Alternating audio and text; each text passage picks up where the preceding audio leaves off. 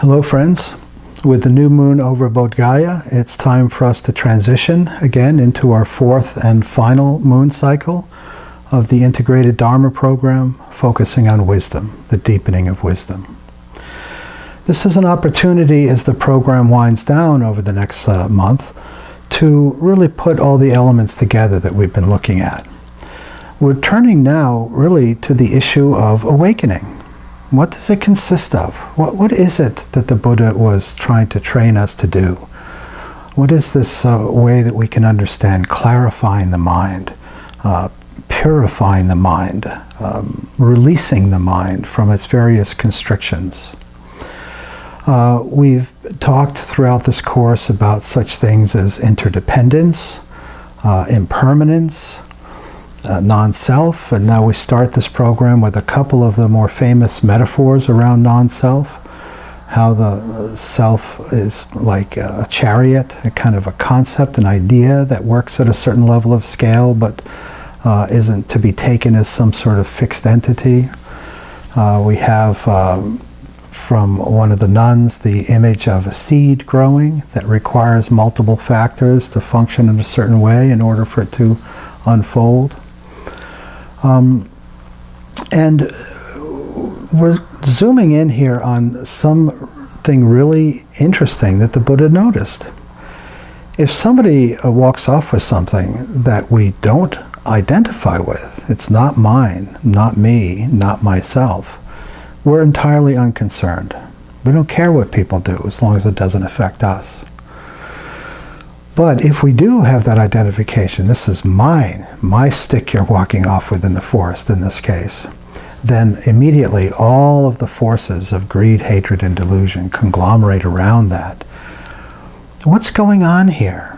What is it that the Buddha's pointed to? When we relate to something as self, we want it or we don't want anything that threatens it and so forth. But when we relate to things as not self, when we don't add that piece of possessiveness, of trying to control, of trying to own something, our entire psychological response is different. It's basically building upon that to say, what if we related to all things as non-self? That doesn't mean, again, that they don't exist or they don't matter. It just means that some fundamental attachment that we have towards the things we construe as belonging to ourselves is no longer functioning as it normally does. And this is really, as he goes into the final chapters on awakening, this is really what he means by releasing the mind. Releasing the mind from this incessant drive to own things, to control things, to be the one to whom things belong, whether it's one's body, or feelings, or perceptions, or emotional responses, or even consciousness itself, And by saying that things aren't yours and don't belong to us, he's not trying to devalue them. He's simply saying that the way that we're habituated to relating to them is a cause of suffering. And if we can learn the skill of relating to things somewhat differently, then everything changes. So this brings us into this notion of what kind of transformation are we looking at? What is it that we see when we see into the three characteristics, for example?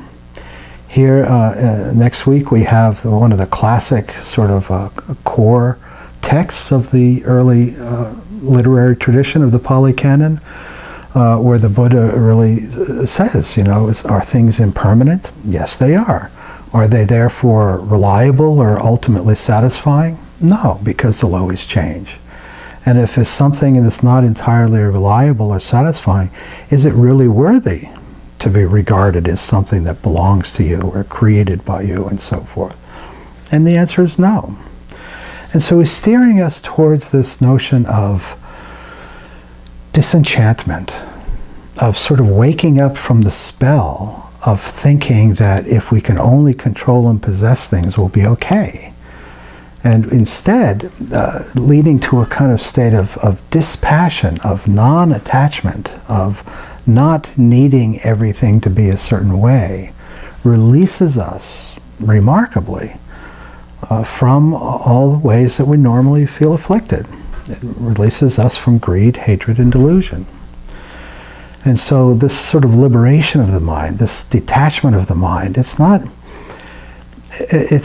necessarily to be construed in the sort of broad, bold, cosmological ways that the religious tradition in Buddhism has often done.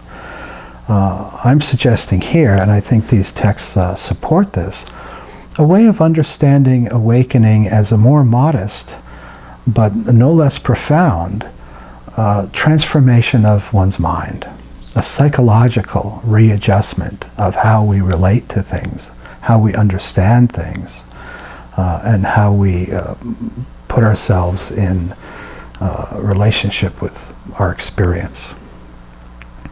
And as such, we are talking about the awakening, as is defined in these classical texts, as really the extinguishing of greed, hatred, and delusion. The extinguishing of these deep psychological reflexes that are so deeply ingrained in us, such that they no longer have a hold on how we respond to things. And when we are released from the hold of possessing and controlling things, the mind expands. The mind is capable of flowing more smoothly, more evenly through day-to-day life. I think it's going to be helpful, I would suggest, to think not so much in terms of awakened persons. A person like the Buddha, an arhat, is someone in whom the fundamental mechanisms of greed, hatred, and delusion, the fundamental mechanism for creating a sense of self, is completely eliminated once and for all. Okay, that's fine, but for most of us, most of the time, I think it's more helpful to think of awakened moments. There are moments when the mind is attached. There are moments when it's not attached. The discourse on the establishment of mindfulness goes through this in some detail, how to experientially notice those times when the mind is attached and not attached in various ways, through the 5 aggregates, through the 6 sense doors, and so forth. And so awakening perhaps is something that's accessible, more accessible than we're used to thinking. And maybe it's something that occurs moment by moment. If there are moments when we are truly mindful, we have a temporary loss of self, as seeing ourselves as the person who is doing things, and instead we just fully engage our awareness in the doing of things. If we, for example, also are be able to relate to things as non-self, this doesn't necessarily have to do with me. The sun is setting. It's not that I see a beautiful sunset. It's just that the sun is setting. And the observation of that is occurring, and so forth. So I think I'm concluding this session with some of my favorite passages, especially at the end, when the Buddha really talks about awakening as a kind of attainment of a sort of noble pacification of greed, hatred, and delusion.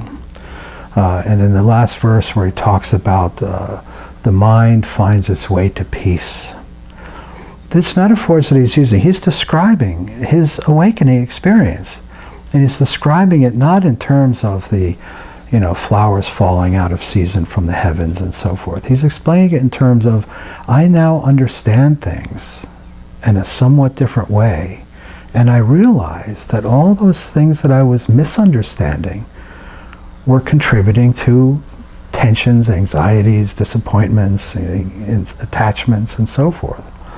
And through a kind of insight, through a kind of wisdom of seeing things as they are, one can simply let go of those constraints. The mind, left on its own, without constantly wanting things other than they are, is capable of a profound well-being, a profound ease. And I think we're capable of that as well. Let's take this last month to see if we can simply inquire again and again every day, what does a moment of peace feel like compared to a moment where we're caught up in things? How accessible is this capacity to simply be with things as they are, rather than need or want or crave or them to be otherwise. I think we'll find it a valuable enterprise, and I look forward to checking in with you all at the end of the program one last time in video. Meanwhile, savor these teachings over the next month and reflect upon them deeply and investigate them in your own experience. I think you'll find that it's more accessible than we might think. Thank you very much.